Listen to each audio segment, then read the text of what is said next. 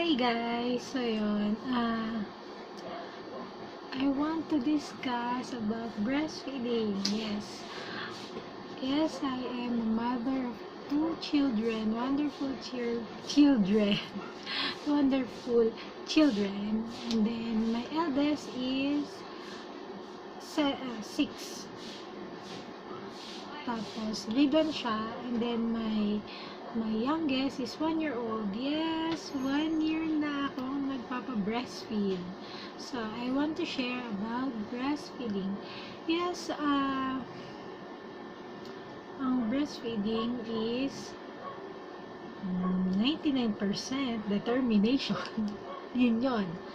Talagang full of determination. Kung talagang gusto mo mag-succeed sa breastfeeding, kailangan determined ka ng pa-breastfeed.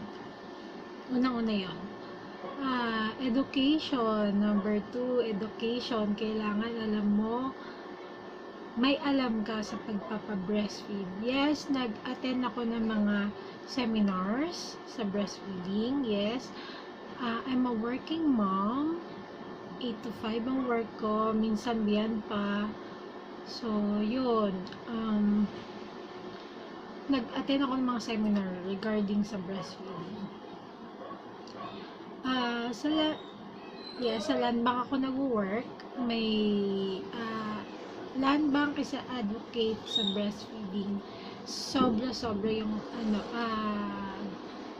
support nila na binibigay sa breastfeeding moms, sa mga working moms. Tapos, yearly, may mga seminar silang kinokonduct para sa amin na mga breastfeeding mom sa land bank. Pagpa-breastfeed sa panganay ko, yung panganay ko kasi, that was 23 years old, 24 years old ako, 24 years old to be exact. Nung pinanganak ko siya, wala akong alam sa breastfeeding, walang nag-advise sa akin na magpa-breastfeed. Yanan ko kasi, siya lang yung nagsasabi sa akin na magpa-breastfeed ka, importante yan sa baby. Pagka nganak ko sa panganay ko, sabi niya, nagpabili na agad kami ng S26 yun sa baby ko. Breastfeed ka, pwede naman yun. Mas importante na yung colostrum. Syempre, alam natin na ang colostrum, yun yung pinaka-important sa breastfeeding journey ng isang kakapanganak lang. Yun yung mataas ang nutrients. Yes. Tama naman. Yun, nagpa-breastfeed ako for 2 months lang. Tapos, talagang feeling ko kasi hindi siya nabubusog. As in, hindi siya nabubusog. Sabi ko, ano bang gagawin ko? Bakit hindi siya nabubusog? Feeling ko lang. So, nung sa panganay ko, papa-breastfeed ako. Ayaw. Hindi siya natutuwa. Hindi siya masaya. Nagugutom siya. Timpla agad ng formula.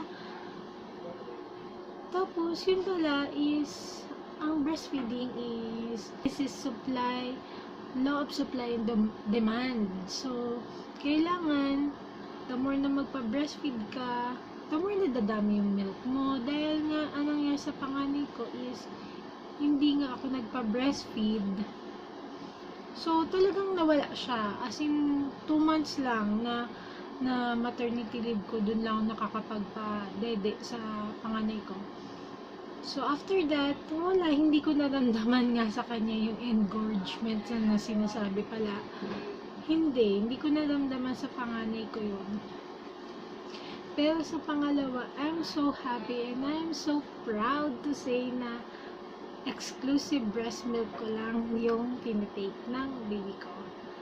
Mula nung pagpanganak hanggang ngayon. Pero matakaw na kasi yung pangalawa ko. Yung bunso namin, matakaw siya sa solid. So, hindi na rin ganun kalakas yung milk ko, pero I'm proud to say na sa akin pa rin siya dumidede.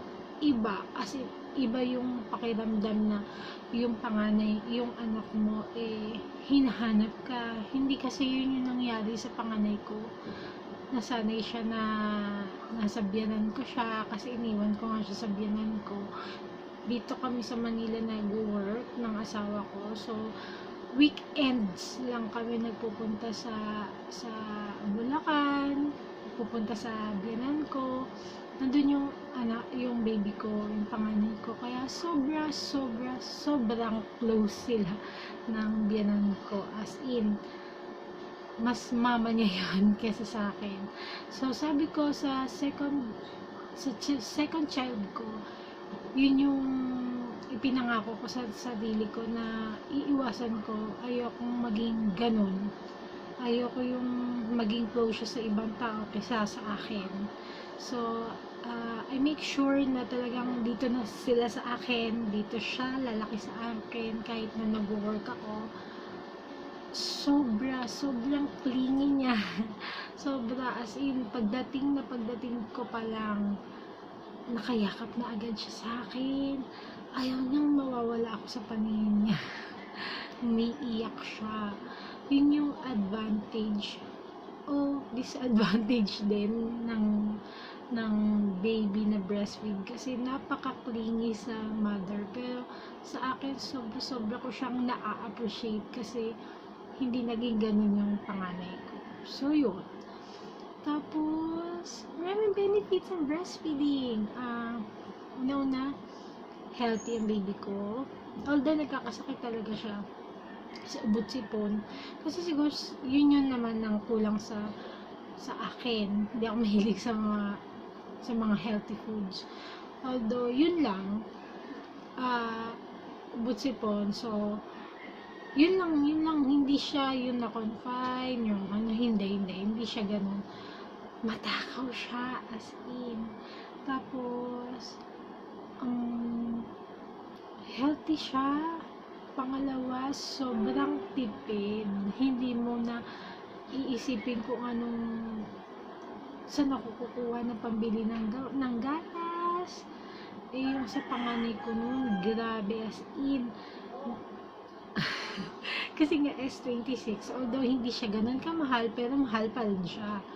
So, sa isang buwan, magkano nagagastos namin? Nasa 10,000. Imaginein mo yun. Pero ngayon, sobrang tipid. Actually, magastos pa rin kasi diaper siya. Yun lang. Hindi ko siya nasanay sa cloth diaper. May mga moms na advocate ng cloth diaper. Kasi wala din talaga akong time para maglaba ng cloth diaper. Kasi kailangan lalaban mo siya agad. Yun yung sinabi sa akin ng mga gumagamit ng cloth diaper. So yun lang. Pero walang problema. Tapos yun tapos wala, sobrang close lang kami ng anak ko. I'm proud to say that na yung hindi ko nagawa sa panganay ko, yun yung nagawa ko sa anak ko. Actually, malaki agwat nila, 5 years. So, as in, nangalay ako. Parang, nangalay ba ang term dun? Basta nandibago ko na, ganito pala ako natatalanta nung nagkaroon ako ng second baby. Kasi nga, lumaki yung panganay ko sa biyanan ko. So, yun lang. Basta sana, pag yung sa breastfeeding, go, attend kayo ng mga seminars, kasi, napaka-simple lang niya. Law of supply and demand lang. Huwag niyong iisipin na nagugutom ang anak ko, ang konti ng gatas ko, hindi ako makapag-produce ng maraming milk. Hindi ganun basta magpadede ka lang. The more na maglalat siya, the more na dadami yung milk mo. Kung working mom ka, the more na mag-pump ka sa office, the more na dadami yung milk mo. Yes, nakapag-donate ako ng mga milk bags, nung first na nakapag-donate ako, naka 20 bags of milk ako. Sa PGH namin siya dinonate. Tapos, yun ngayon, kung ano yung na-produce ko, yun na lang yung dinedede ng baby ko pag wala ako.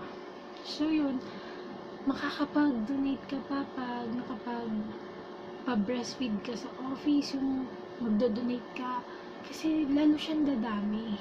So, yun yung masaya dun. Kasi nakakatulong ka din sa mga premature na baby. Di ko naman kinakondena or yung mga hindi nakapagpa-breastfeed, pero as much as possible, sana makapagpa-breastfeed kayo. Iba kasi yung benefits ng breastfeeding. Yes, pangalawa. Ang sabi nila isang breastfeeding nakakapayat, pero parang hindi naman nangyari sa akin yun. Hindi. Kasi sobrang takot ko din. So, yun. Sabi nila nakakapagpapayat ang breastfeeding. Sana, I'm still hoping. Tapos, yun lang mga gusto kong i-share sa inyo. Kasi sayang talaga, kung hindi kayo makapagpa-breastfeed. Kasi yung pangalawa ko, breastfeed talaga siya until now. So, yun lang. Sana ma-share nyo din tong video na to sa mga taong gustong makapagpa-breastfeed. Sa Facebook, may breastfeeding Pinay. Join kayo doon kasi napakamarami kayong matututunan doon. Kasi nag-share yung mga parents doon ng mga tips kung paano dumami yung milk. Ako, uminom ako ng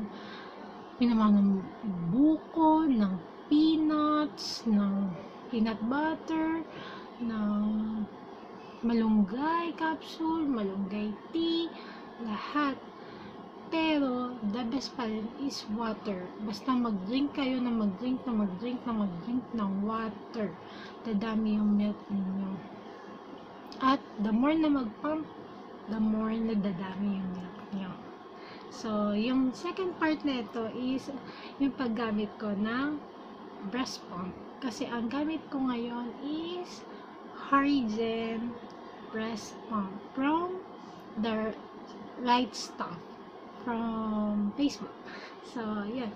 Sana ma-share niyo itong video na to sa susunod ulit. Bye!